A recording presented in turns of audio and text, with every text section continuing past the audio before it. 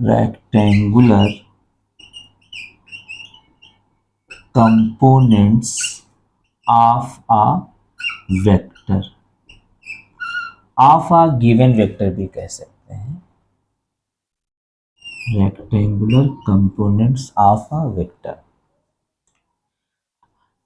अगर किसी वेक्टर को when a vector resolved along two perpendicular direction obtained components are called rectangular components। अगर किसी गिवन वेक्टर को दो परपेंडिकुलर डायरेक्शन के अलोंग रिजॉल्व किया जाए तो जो कंपोनेंट ऑब्टेन होगा उसे रेक्टेंगुलर कंपोनेंट्स कहते हैं। हमने यहाँ पर एक वेक्टर लिया, वेक्टर ए, वेक्टर ए ले लिया। अब इसको दो परपेंडिकुलर डायरेक्शन में रिजॉल्व करेंगे, दो परपेंडिकुलर डायरेक्शन में इसको हम क्या करेंगे, रिजॉल्व करेंगे।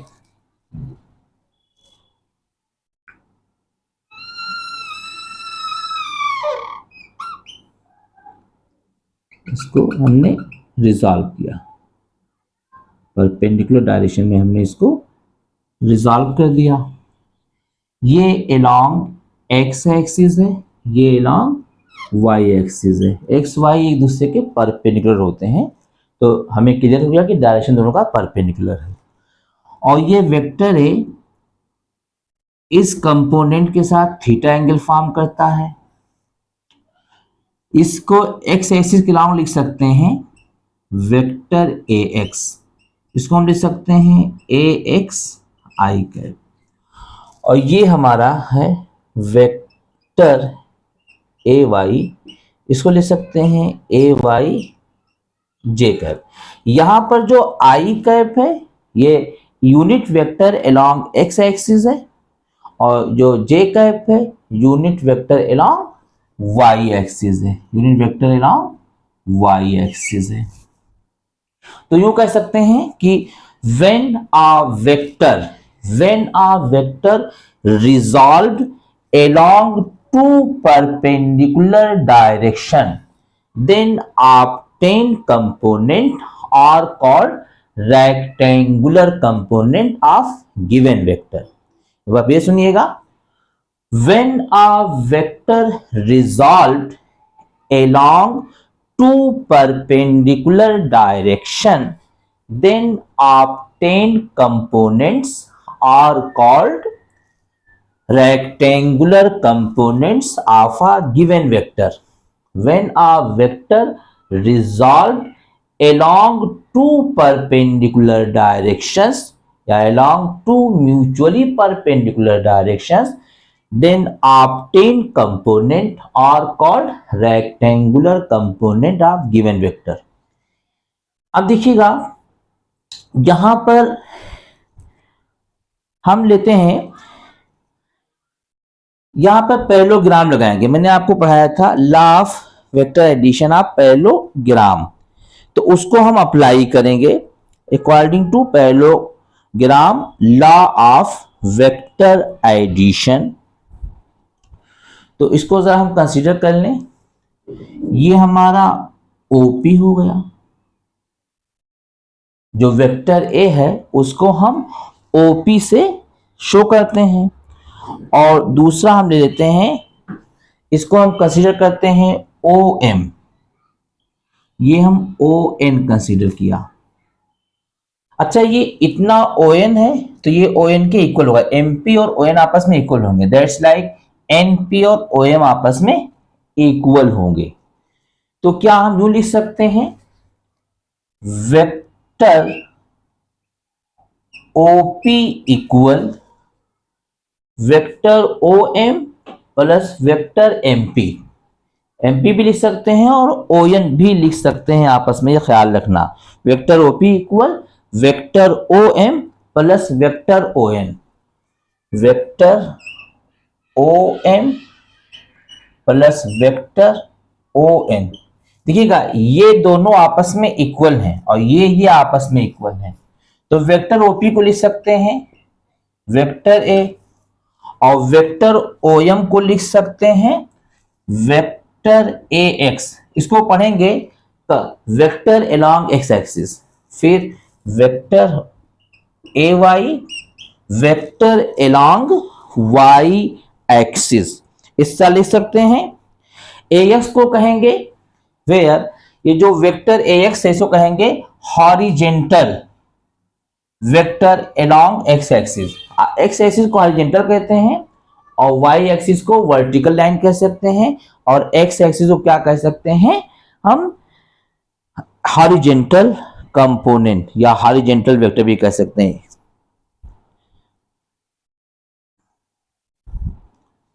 अब देखिएगा यहां पे वेक्टर ए एक्स को लिख रहे हैं ए एक्स आई कैप, और इसको लिख सकते हैं ए वाई जे कैप।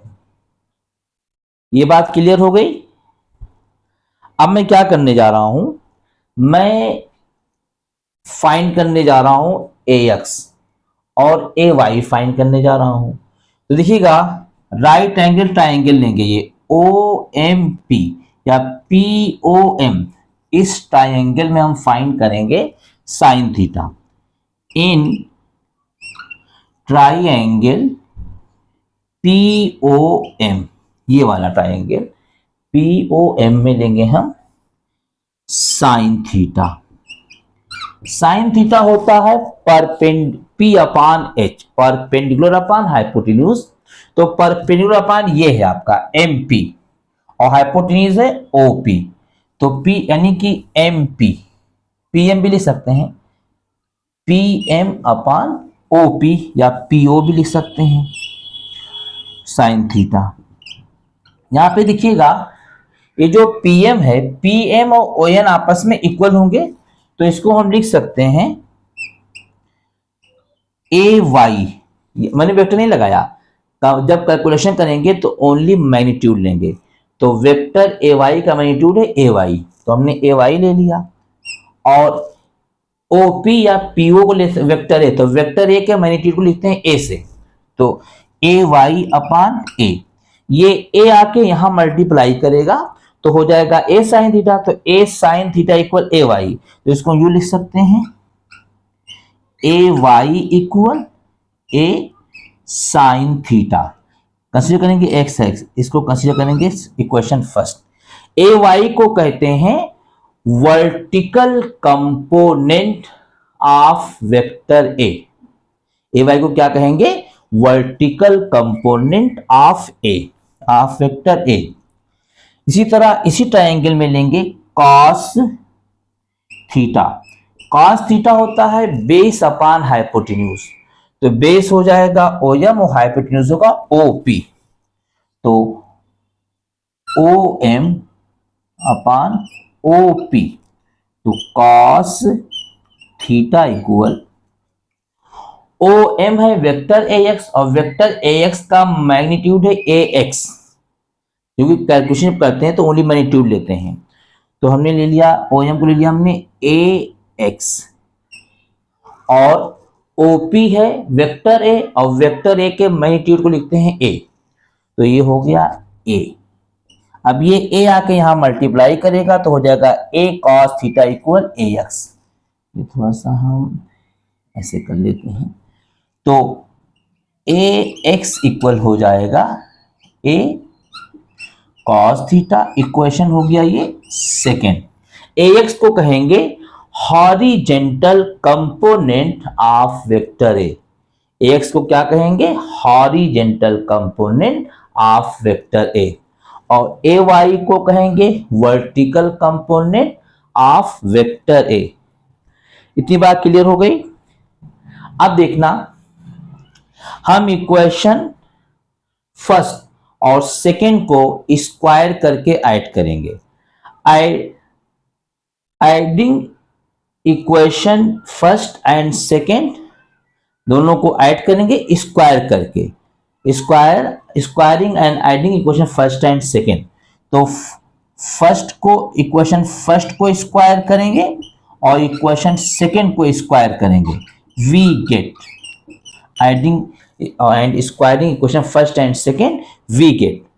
तो स्क्वायर करेंगे तो ये हो जाएगा, इक्वेशन फर्स्ट ये है, तो ये हो जाएगा a y square plus a x square, this square plus this square, और now this square plus this square equal a square sine square theta plus a square cos square theta. तो a y square plus a x square, x और y base में है, इसमें a square common हो गया, और sine square theta plus cos square theta होता है 1। अभी मैं नोट भी करता हूं, sign square theta plus cos square theta होता है 1, तो ये 1 हो जाएगा। तो हो जाएगा a y square plus x square equal to a square. तो ये स्क्वायर हटेगा तो ये अंडर रूट हो जाएगा, तो इसको लिख सकते हैं ए equal under root A y square plus a x square. अच्छा, ए को पढ़ते हैं मैग्नीट्यूड ऑफ वेक्टर ए, तो इस फार्मूले से इसका मैग्नीट्यूड फाइंड करेंगे। अब ये यहां पर 2 कंपोनेंट था, अगर 3 हो जाता, जेड एक्सिस भी आ जाता, तो यहां प्लस ए जेड स्क्वायर हो जाता। तो फॉर 3 कंपोनेंट्स, फॉर 3D हो जाएगा ए equal under root a x square plus a y square plus a Z square. इस तरह इस फार्मूले से हम magnitude of vector A find करेंगे।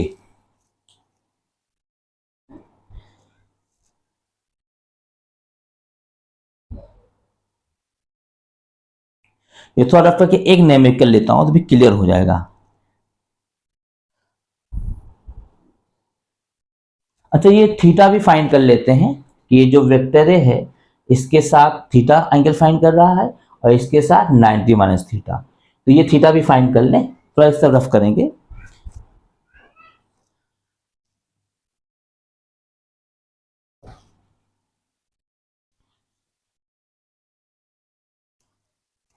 तो टेन थीटा फाइंड कर लें।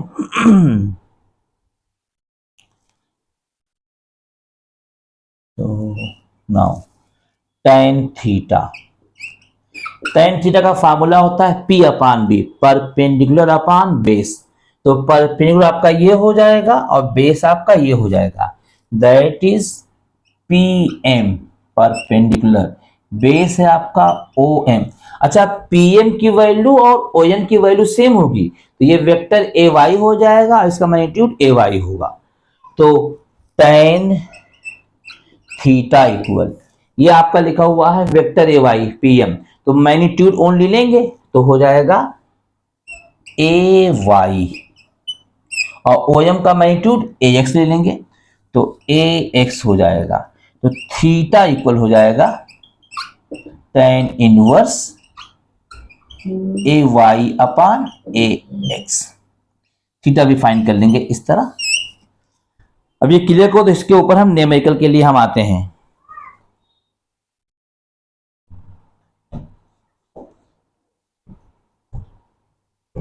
इसमें कोई डाउट नहीं होना चाहिए।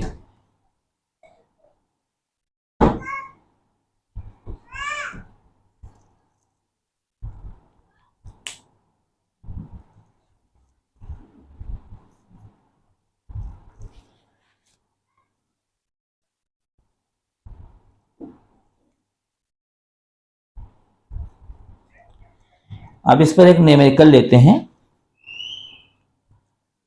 आइए एक न्यूमेरिकल लें, तभी क्लियर हो जाएगा कि कैसे फाइंड करेंगे। सपोज कीजिए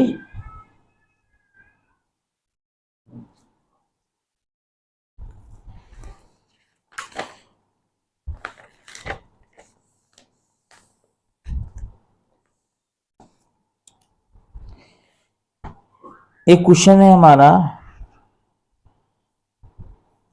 जो एक क्वेश्चन लेते हैं, जनरली इजी क्वेश्चन लेते हैं, इसके बाद आते हैं थोड़ा उस क्वेश्चन पे। इफ वेक्टर ए की value, vector a equal 2i cap plus 3j cap plus 5k cap. तो इसका मैग्नीट्यूड फाइंड करना है। तो मैग्नीट्यूड का फार्मूला होता है under root a x square plus a y square plus a Z square. देखो यहाँ पे आई का कॉफिशिएंट होता है ए एक्स, तो ए एक्स की वैल्यू है 2 और j का कॉफिशिएंट होता है ए वाई, तो ए वाई की वैल्यू है 3 और k का कॉफिशिएंट होता है k कैप का कॉफिशिएंट होता है ए जेड, तो ए जेड की वैल्यू यहाँ 5 है। तो vector a equal under root a x square that means 2 square plus a y that means 3 square plus a z means 5 square. तो magnitude of vector a equal 2 का square 4, 3 का square 9, 5 का square 25।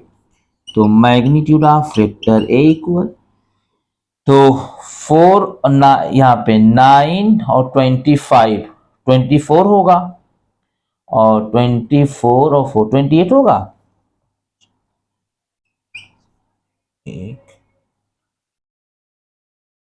38 होगा, sorry जी 38 होगा। ये आपका answer हो गया। इस तरह मैग्नीट्यूड फाइंड करेंगे। अगर यहाँ पे नेगेटिव होता तो ये -3 का होल स्क्वायर हो जाता, अगर यहाँ -5 होता तो -5 का होल स्क्वायर होता और माइनस का स्क्वायर प्लस होता है। अभी इस पर और भी क्वेश्चन कराएंगे आप लोगों को।